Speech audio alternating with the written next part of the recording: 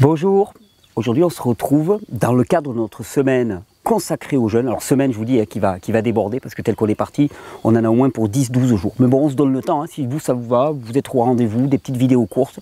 On va continuer jusqu'à ce qu'on ait à peu près épuisé le sujet. Aujourd'hui on se retrouve dans la deuxième partie sur le jeûne sec et je jubile vraiment parce que vous avez été extrêmement enthousiaste pour la première vidéo sur le jeûne sec et je suis enthousiaste moi aussi pour le jeûne sec et je comprends votre enthousiasme parce que chaque fois que l'on découvre que tout ce que l'on croyait savoir sur un domaine est juste totalement faux et qu'on a raté l'essentiel, eh bien, pour moi il y a une forme de jubilation et avec le jeûne sec c'est la même chose, c'est-à-dire que déjà jeûner, se priver de nourriture. Bon, selon la culture, selon le milieu dans lequel tu es, tu peux passer déjà pour un doudin. Il n'y a pas de raison. Je veux dire, il y a de la nourriture partout. C'est bon de manger. Pourquoi tu te priverais? Puis bon, toi, tu as compris, ainsi de suite. Mais bon, quand même, te passer de nourriture, ça va. Mais te passer d'eau, plus de quelques heures, ça paraît complètement délirant. Et pourtant, aujourd'hui, plus que jamais, je vais vous montrer à quel point le jeûne sec est efficace et pourquoi il est efficace. Vous allez comprendre pourquoi le jeûne sec est beaucoup plus efficace que le jeûne à l'eau. Et non pas qu'il soit meilleur, parce que ça va être à chacun de voir à quelle vitesse il veut gérer la détoxification, mais en jouant sur la quantité d'eau, vous allez carrément jouer sur la vitesse de détoxification. Vous allez voir, c'est merveilleux. Alors vous avez été nombreux à voir cette vidéo, à la partager. Je vous en remercie vraiment, il y a un vrai élan d'enthousiasme. Dès à présent, si vous appréciez cette vidéo, n'oubliez pas de mettre un petit pouce, ça se passe dans le coin à droite, ça permet de promouvoir ce contenu, et puis de vous abonner à la chaîne si vous ne l'êtes pas encore. Alors, on s'était quitté la dernière fois, je vous remets un petit peu en contexte, on avait parlé de cette folie furieuse, a priori, qui peut être de se passer de nourriture et de se passer d'eau. Et on avait vu que finalement, l'eau à l'intérieur du corps joue un rôle précis et elle détermine le volume, en grande partie, le volume du fluide sanguin, du plasma sanguin, et que consommer de l'eau, eh bien, ça a mené la plupart du temps à éliminer plus d'eau, à moins que tu aies un vrai besoin accru d'eau parce que soit premièrement tu t'es d'une certaine manière empoisonné, c'est-à-dire que tu as une concentration dans le sang qui est trop importante et à ce moment-là il faut la diluer. Si tu manges très salé, très transformé, bon des biscottes, tu te fais une monodiète de biscottes, alors ok à la rigueur tu peux avoir besoin de boire de l'eau. Deuxièmement, tu as perdu de l'eau. Et tu as perdu de l'eau pourquoi? Parce que tu as fait un effort en étant au soleil par exemple, il y a eu de la transpiration. Mais hormis ces deux cas-là, de l'eau on en a très peu besoin et on a un formidable indicateur de la bonne quantité d'eau qu'on a dans l'organisme, c'est la couleur de nos urines. Tant que nos urines ne sont pas archi foncées, bon, il n'y a pas lieu de s'inquiéter.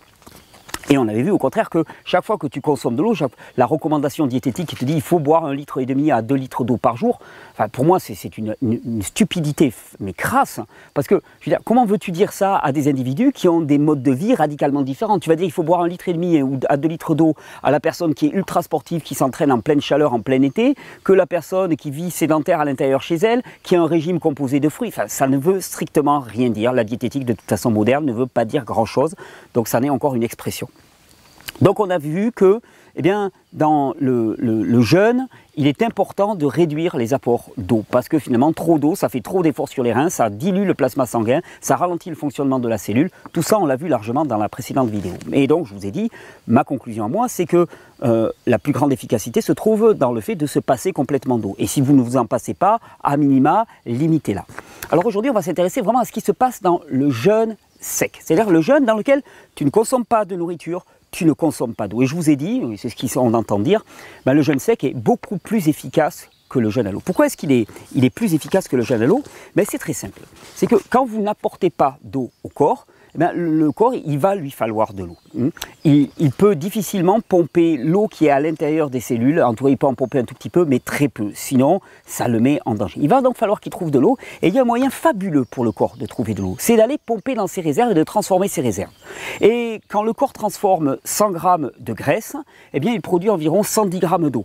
Quand il transforme 100 grammes de sucre, il produit environ 60 grammes d'eau. Et quand il transforme 100 grammes de protéines, il produit environ 42 grammes d'eau. Donc vous comprendrez bien que si le corps veut produire de l'eau, parce qu'il a besoin d'eau, eh bien à ce moment-là, où est-ce qu'il va aller le chercher? Dans les lipides. Et c'est exactement ce qu'on voit dans le jeûne sec. Qu'est-ce qui se passe dans le jeûne sec? On a ce qu'on appelle un phénomène de lipolyse. C'est-à-dire que les graisses vont être brûlées beaucoup plus rapidement que dans le jeûne. Pourquoi? Parce qu'on est en manque d'eau et le corps va donc induire une lipolyse supérieure à ce qui était prévisible, de manière à produire de l'eau endogène, littéralement.